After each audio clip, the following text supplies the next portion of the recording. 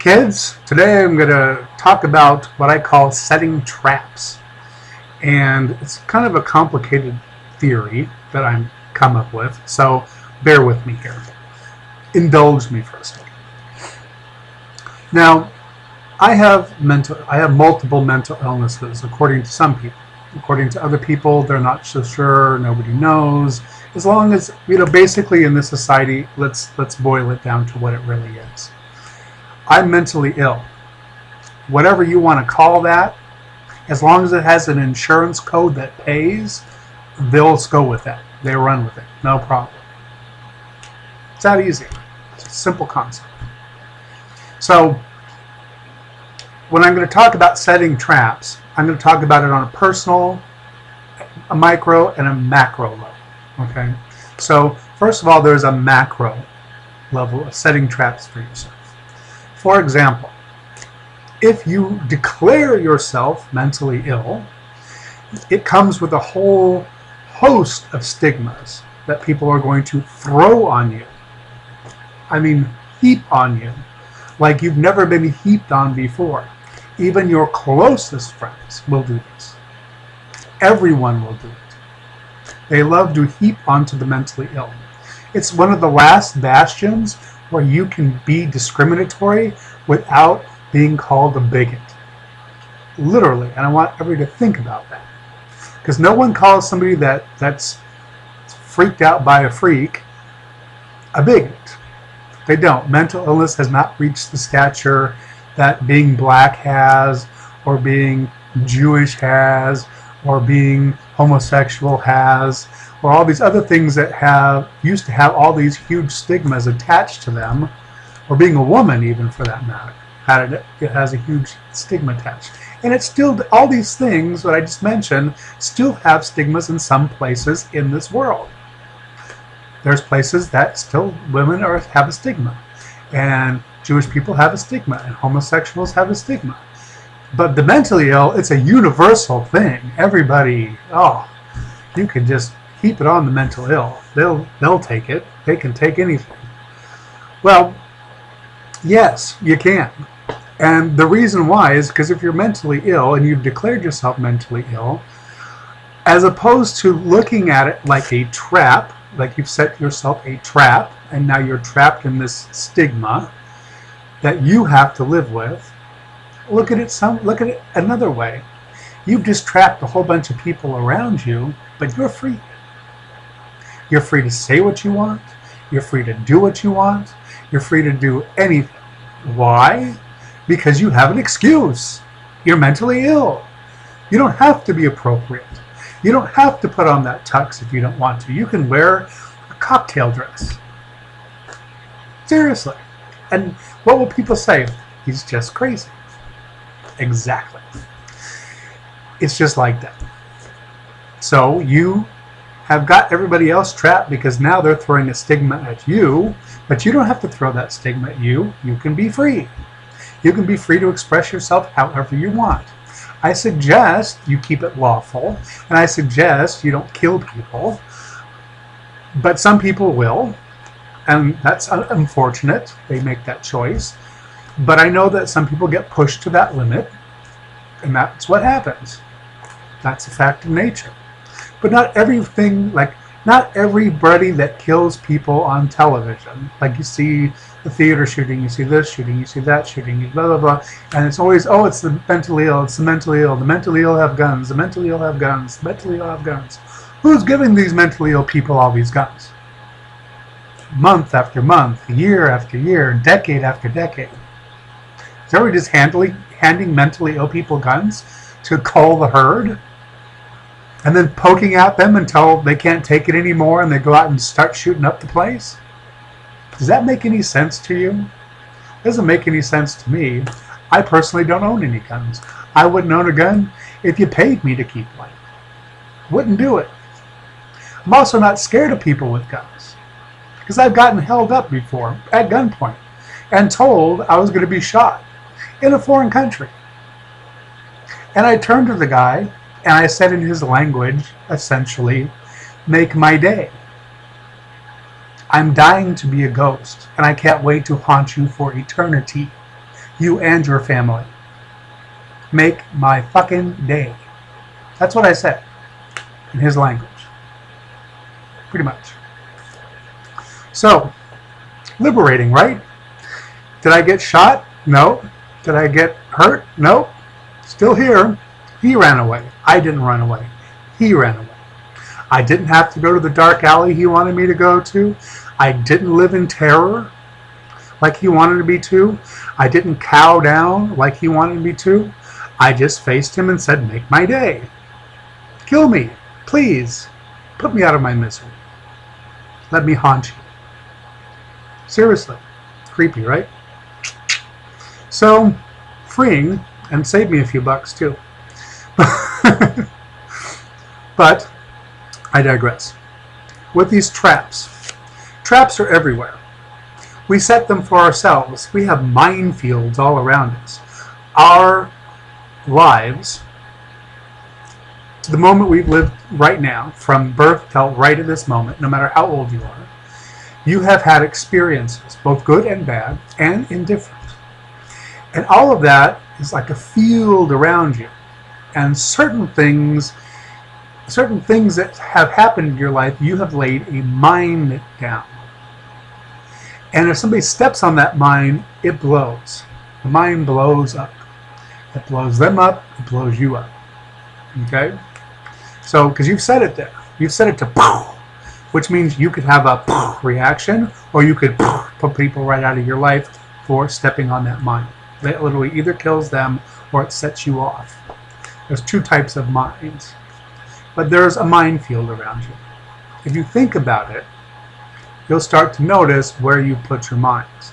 And if you're not aware of where you put your mines, just get a bunch of people in, or letting them mull around you. If you can take all that contact with people, and you can watch them step on them, and then just make notes. Where's my mine? Mine here. There's number 1, number 2, number 3, number 4, number 99, number 965, whatever. Okay? Because some people have a lot of mines. Some people not so much. You can remove them. They don't have to be there. It takes time and effort, just like it took time and effort to put it there. Somebody had to traumatize you, or somebody had to make you really happy, or do something to get you to put the mine there to begin with, because all mines aren't negative. I mean, some of them are positive, but not so much. But some are positive. So, that is the reality. They're traps. Because when you're around your own minefield, you're trapped in it. You're right in the middle of it. Think of it as like a round piece of property, and you're dead center in the middle of the donut hole. You're the hole in that donut. And that donut all around you is your minefield. And as you get older, unless you maintain it, unless you think about it, and unless you carefully manage your minefield, it gets bigger and bigger and bigger and bigger and more complex. And then it becomes this monster all of its own. You're just one big minefield. And people are constantly having to tiptoe around to get to you. And who's got time for that? I don't have time for that. I don't have time to do that with myself, let alone anybody else has got time to do that with me. So I had to learn, A, to recognize that I have traps that I've set for myself and for other people. And I have a minefield. And it's a protection mechanism. But who am I protecting? And what am I protecting? Really? And usually it comes down to an emotion or a concept. And can you really protect yourself from an emotion or a concept? Because emotions, many times, are chemical. You can have chemical emotions. I don't know if you're aware of that or not, but you can. You can also stop them chemically. For example, when I was 17, they gave me lithium. Lithium. Lithium ravishes your body and it ravishes your mind. So if I wasn't crazy when they gave it to me, I certainly ended up crazy because they did. Because it changes your brain chemistry in a very profound way. And with me, and it changes your body too. It makes you very fat very fast. and it's very hard to lose lithium weight. So I only was on it for 6 months, and on my 18th birthday, I flushed it down the toilet. Would never take it again. You could never pass it through my lips. You'd have to pass it through my cold, dead lips, because I would never take it while I'm alive, unless you put me in a coma and shoved it down my throat. That's just how much lithium ravaged my brain. But it also took away all my emotions. I had no emotion. I was completely flatlined, like a zombie. I was just walking around. I couldn't, I didn't care about anything, good or bad. I just didn't care. It made the last 6 months of high school nightmarish, because first of all, everybody was having either they were scared of me or they were pitying me or something, and that was gross. And when I was on lithium, I didn't even notice it because I didn't care. But when I woke up after I stopped taking lithium right before school ended, it became this nightmare of people that were scared of me that used to be my friends, or people that didn't want to be with me or talk with me that used to be close to me, or people that I didn't know that were coming up trying to be friends or pitying me. And that was odd. Both things were equally odd to me. I don't know quite how to ever describe that. But I had to learn later in life to take away the minefields that I created at that time in my life. And those were not easy mines to pull out. Things like rape. Still working on that. I was raped twice, and I put a lot of mines down around me about sexuality. And I still, to this day, although I have dealt with being raped, I have faced my rapist. In one case, I got to face my rapist face to face and challenge him. Not in court, just I flew down to the country where I was raped and found him and took him out to lunch and just asked him, why did you do that to me? What did I do to deserve that? At 18 years old, please tell me. And time has not been kind to that man. Karma had just ravaged him. And usually black don't crack, but in his case, he looked about 1,000 years old. He looked like some kind of old black person you'd see in a scary movie, with the white hair and the whole 9 yards, and he wasn't that old.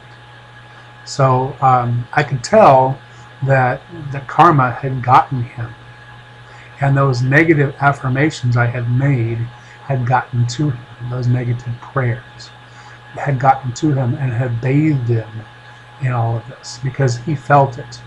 And he broke down and apologized. Not that it meant anything to be apologized to at that point, because there's some things, once you drop it, you just can't put it back together, and your sexuality is one of those things. You just can't put it back together. You can glue it back together, but it's never going to be like it was in its pristine state. And I've had to learn to deal with that. And I've had to take away the minefields that were there and realize that, yes, I did glue basically the cup back together, but the cup is never going to be in a pristine shape. So there's things you have to watch out for. And they're kind of like I call permanent mines. And there's things that I will or will not do, or things that if you put me in certain situations, I unconsciously start to freak out or get very uncomfortable.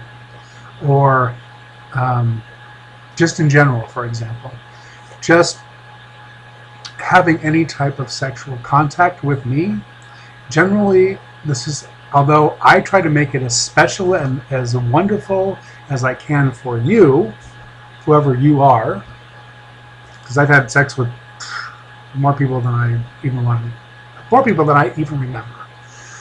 So yes, I was a slut. And a whore. Both. Sometimes I got paid, sometimes I didn't. But anyway. I had sex, I want to make it so special for you, and there's a couple reasons why. First, I have adopted child syndrome, which is this unnecessary, unearthly need to please and be accepted. and then being raped, where what I want to do is I want to make you happy so you won't hurt me, even if it's totally mutually consenting and you're very romantic and you brought me flowers and you took me to dinner or something like that. But that's never happened. But if you actually did that and then wanted to have sex like normal people, I'd be up for it, but it wouldn't be what you think it is. It would be me trying to please you as much as you could possibly be pleased as quickly as possible, so that we could get it over with, so you can stop touching me and we don't have to be near each other. Romantic, sweet, cute, right? That's a minefield. That's a permanent minefield. I try so hard during sex to enjoy it. I don't think I've enjoyed sex. I can't remember. It's just not something that it's more, for me, it's more of a chore than it is a delicious experience. And I try to make it delicious for everybody that I touch. I just can't really let myself relax that much or let go that much emotionally, because that one time I did, I had been raped once before, but that was different. I didn't know I was being raped. I got conked on the back of the head, knocked out, and I was raped. So that was one thing. I dealt with that in a whole different way. That's me being very aware of my surroundings. I'm very aware of my surroundings. I know where every emergency exit is whenever I walk into a room, how to escape, blah, blah, blah. And if I don't, I ask. And I'm very aware of the people around me. I'm hyper aware of what they're doing, what they're thinking, everything. I'm constantly scanning my surroundings so I don't get conked on the back of the head. That's common sense. After you've been conked on the back of the head and raped and left bleeding to die, it's kind of, that's what you do. And having been gang raped while I was awake by somebody I cared for, who betrayed me, left me in this really awkward position where no matter what I try, I can almost get relaxed sometimes, but I really don't truly enjoy it to anywhere near the level that other people enjoy intimacy. To me, it's more of a chore. It's more of did I do it right for you? Are you okay? Have you had enough? Can we stop now? That's basically what I'm asking myself the whole time I'm doing this. Am I doing it right? Do you need more? Let me know when you're done so we can stop. Can we stop now? Are you satisfied? Can we stop now? Or do we have to go again? How many times do we have to go? That's what I want to know. That's what I ask myself. And I've had lots of relationships and I never told them that. But the whole time, that's the only thing that goes through my mind. Can we stop now? Can we do that? We've done? Were you happy? Did I make you happy? Will you stop nagging now? Whatever it is, however or whyever I've had to have sex, that's the question I'd ask myself. Over and over and over again.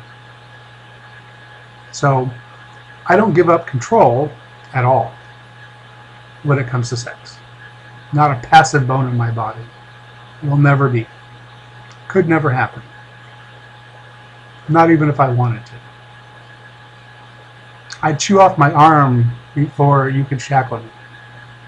So there'd be nothing to shackle me with. I'd literally chew my leg off. Seriously. I would. That's a minefield. That's a trap. You have to be aware of that. That's a trap that's not easily removed. That's what you call a permanent trap. Now, some of these non-permanent traps are things that you do, like if someone, let's say, I have a non-permanent trap. Here's one that's a good example. When I was a child, a baby, my mother took me to see my aunt.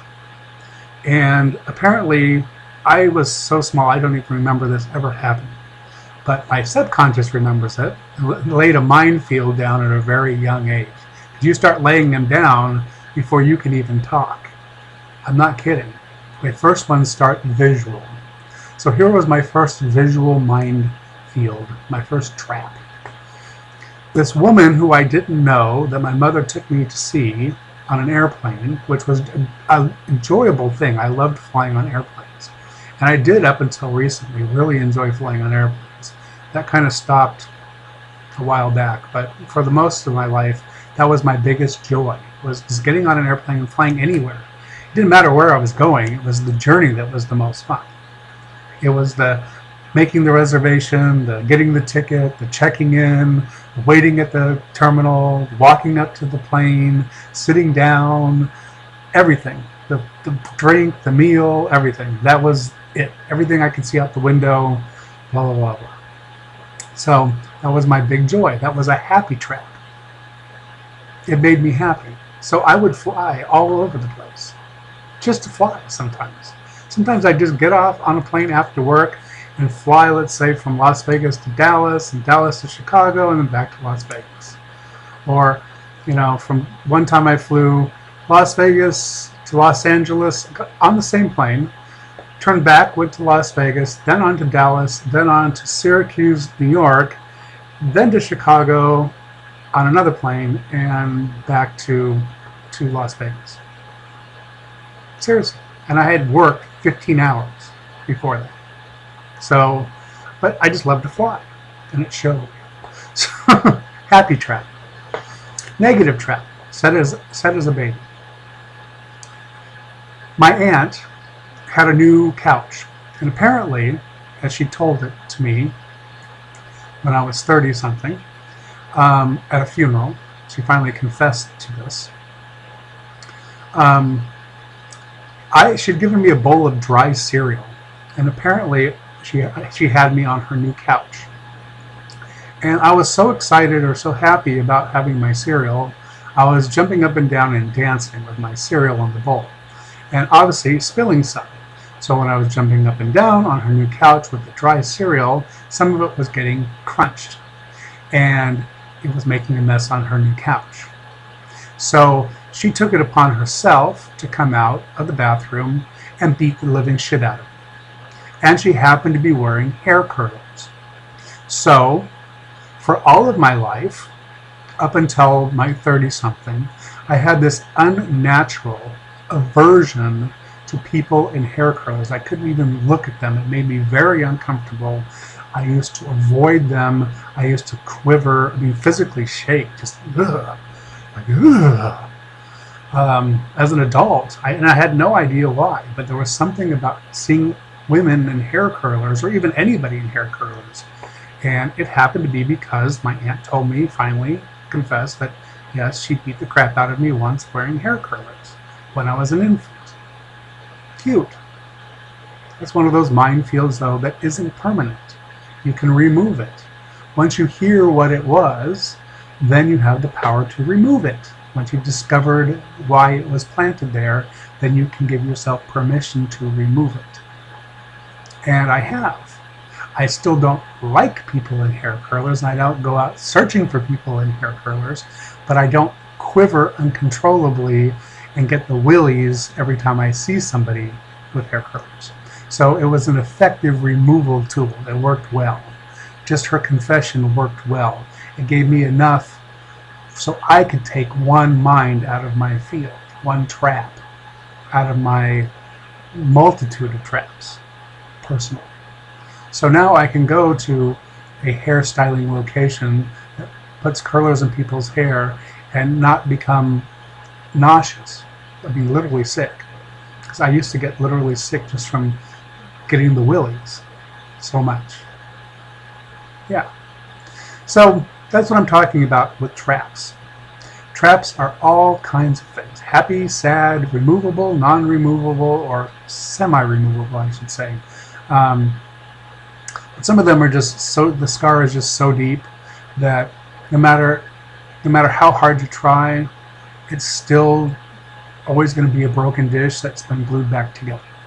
That's the best way I can describe it. And as a mentally ill person, it's very liberating to experience your traps and to document your traps and your minefield, happy and sad, positive and negative. and remove those that don't need to be there. Both the ones that make you unnecessarily happy or the ones that make you unnecessarily unhappy. Something to think about for everyone. You don't even have to be mentally ill. Everyone's got a minefield. Everyone's got traps. So that's my thought for today. This is my own psychoanalysis. So I appreciate those that like to watch my psychoanalysis, but in the end, I know a lot of people will write me and say, oh, thank you, oh my God, you finally said something that made sense. I'm really happy if that happens with you. But I don't do that to do that for you. I do that to do that for me. And if it helps you, it's just the frosting and candles on the cake, because it really helps me a lot. You'd be amazed. So once again, always talking up video therapy. Video therapy for yourself is priceless. Talk to you soon.